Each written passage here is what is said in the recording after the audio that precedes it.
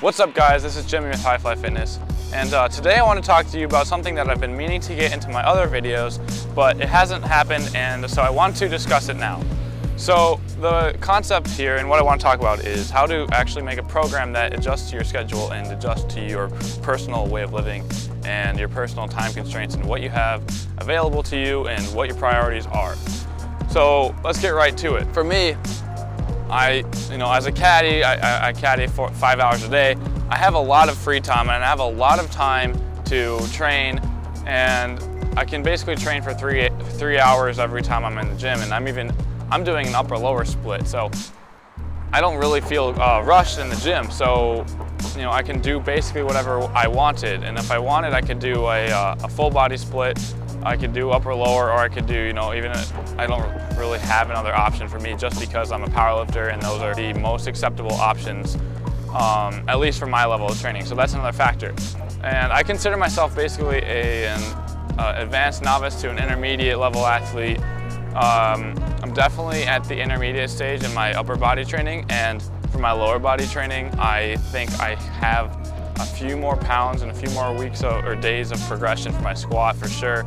My deadlift is a little bit more stagnant, and so my deadlift is at the intermediate stage for that. But for you guys, how to adapt a program for your current goals and for your current way of life and what you have time for, the number one factor that you need to consider is how much time are you willing to put into your training, and how much time do you actually have to train while you're in the gym. If so, then you need to make a program that allows you to start with as low volume as possible, and once you start getting the groove into training, you can increase the time that you're in the gym and you can increase the volume accordingly. Another factor is, what are your specific goals with your training program?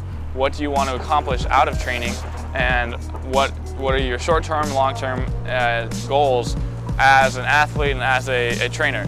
Do you want to just go to the gym for fun? Do you want to just be healthy? Do you want to be a powerlifter? Do you want to be a bodybuilder? Do you want to be a competitive powerlifter? Do you want to be a competitive bodybuilder? Are you in football? Are you in soccer? Are you in kind of some sport where you need to be training a specific way and a specific frequency to allow you to recover quickly or long enough, or however your recovery abilities are needed so that you can peak at the right moments?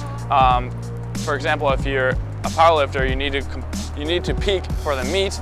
If you're a soccer player, you need to be able to peak for your game, or at least you need to prevent your fatigue from killing your success within the game and killing your ability to perform in your game or in your sport. There's many factors just in terms of specificity and what you need to do to train for your personal goals. Thirdly, you need to be able to figure out how much time do you have to recover. What are your recovery abilities, and how much food are you able to eat? Can you bulk? Are you cutting? Are you maintaining? Are you trying to gain as much weight as possible? If you're not able to currently bulk, and if you're cutting, you may need to slightly adjust the volume so that you don't fatigue, because your recovery abilities are going to be altered and reduced a little bit. I wouldn't know, it depends on the person.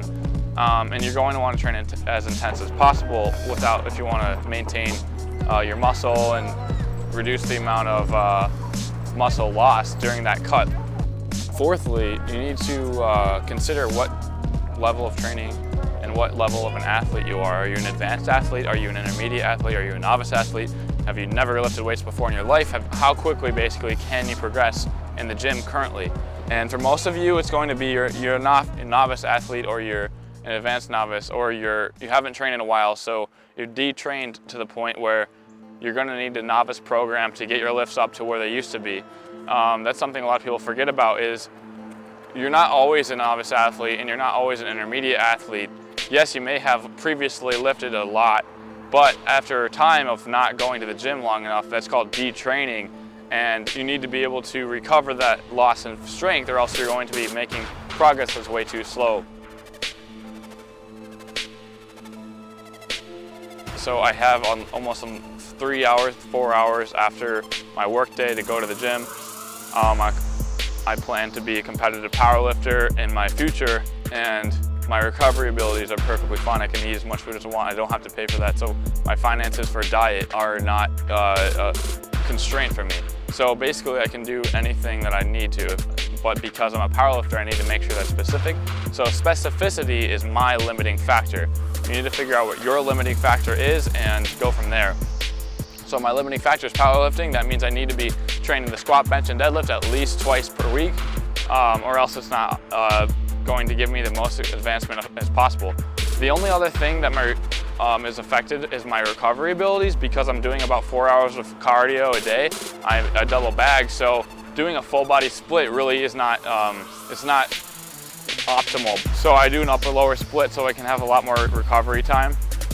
But you know, currently I'm maintaining my weight, so that's not really an issue with the volume. All in all, you need to figure out all those factors, you know, time, specificity, what is your goal with your training, and how much time do you have to recover, what are your recovery abilities, and you know, what is your daily life. So do you have other things that are going on in your life that are going to kill your recovery abilities, kill your progress? Well, you need to make sure you prioritize what you want to do in the gym and prioritize going to the gym in the first place, because if you don't prioritize it, whenever anything that may prevent you from going to the gym happens, you're just going to give up, you're going to derail yourself. So you need to prioritize it, you need to figure out what you can do with your time and go from there.